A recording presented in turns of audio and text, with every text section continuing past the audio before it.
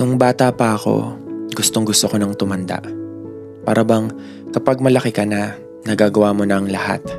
Yung malaya ka, yung wala nang nagbabawal sa'yo.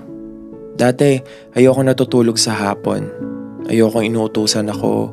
Ayoko magpahinga kasi gusto ko lang yung maglaro sa labas. Nung bata pa ako, sabi ko, sana matapos na ako sa pag-aaral. Ayoko nang gumawa ng assignment.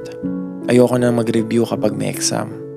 Gusto ko na lang magtrabaho, sumakay sa jeep o sa tren, yung maglalakad ako sa may matataas na building, yung magagawa ko na yung gusto ko na walang pipigil. Pero ngayong matanda na ako, parang gusto ko na lang palang maging bata. Yung walang problema, walang iniisip, yung walang obligasyon. Yung papasok lang sa eskwelahan, tapos matutulog sa hapon para makapagpahinga. Yung kahit utusan akong bumili sa tindahan, hindi na ako magrereklamo pa. Mahirap palang maging matanda. Sana in-enjoy ko na lang nung bata pa. Sana hindi na lang ako nagmadali. Hindi naman pala madali.